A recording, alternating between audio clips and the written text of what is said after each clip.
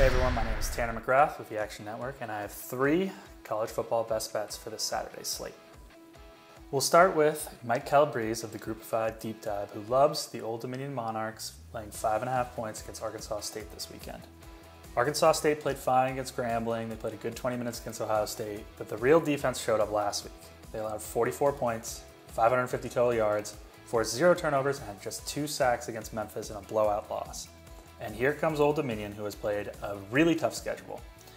They barely beat Virginia Tech, took a tough loss to ECU, and then lost by a hair on a last-second field goal to Virginia. They are this close to a 2-1 start, which I think works in our favor because the public sees this game as both sides being 1-2, but Arkansas State is not on the same level or the same planet that Old Dominion is. The Old Dominion defense is 31st in red zone defense.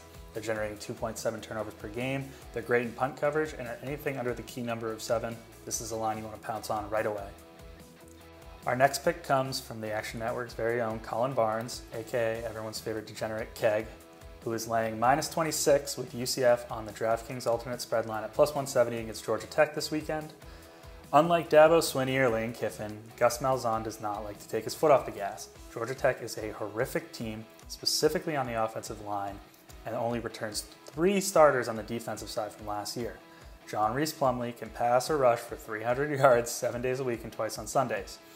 There's a good chance that the Jeff Collins era comes to a crashing halt while 45,000 students pack the bounce house and party to a huge blowout win.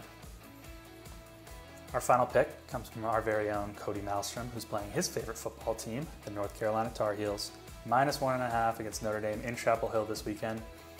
Look, Notre Dame couldn't get anything going on offense beforehand, and now they have Drew Pyne under center. Pyne finished with a paltry 150 yards and just 3 passes over 15 yards last week as Notre Dame barely escaped Cal with a win. North Carolina has been bad on defense, but they've actually been all right at generating pressure. They should get Pyne uncomfortable, and I'm sure he's not quite ready for that. In the meantime, the North Carolina offense is still one of the best in the nation, and the Irish are just not going to be able to keep pace in this one. As an extra pick, I love Eastern Michigan -6.5 against Buffalo this week. Look for the Soaring Eagle offense to pummel the worst defense in the MAC, and make sure you check out all of our picks on the award-winning Action Network app.